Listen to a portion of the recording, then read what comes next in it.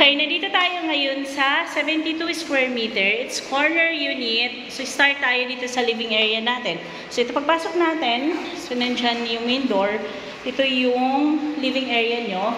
Ang kagandahan dito sa living area, meron na siyang sariling bintana. Tapos, ganyan kalawak yung kitchen nyo. So, meron na tayong island nook dito. Tapos, yan yung kitchen area. Tapos, dito meron na naman siyang bintana. So, start tayo sa pangalawang kwarto. Ito yung laundry area, ito yung toilet and bath niya, sorry. Ito yung common toilet and bath. So, high ceiling siya. Tapos, ito yung second bedroom to. Yan. Actually, pwede siya sa third bedroom, sorry. It's third bedroom.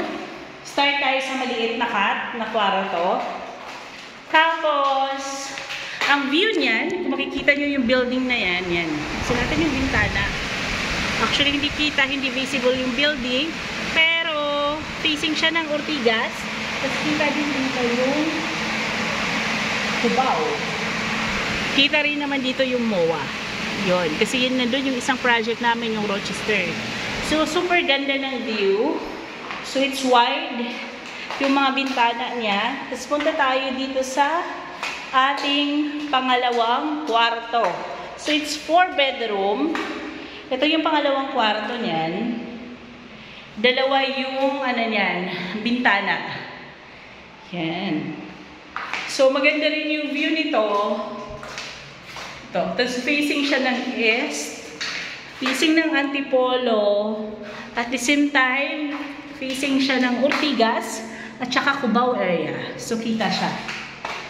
Tapos, ito po yung kung may kasambahay tayo, means quarter, pang-apat na kwarto to, or nasa inyo kung paano nyo siya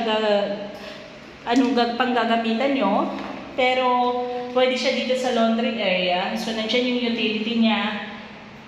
So, pwede rin naman isang kwarto. Yan. So, may bintana din naman. Tapos, ito yung master bedroom. Yan. Ito yung master bedroom nyo. So, pagpasok natin, malaki siya.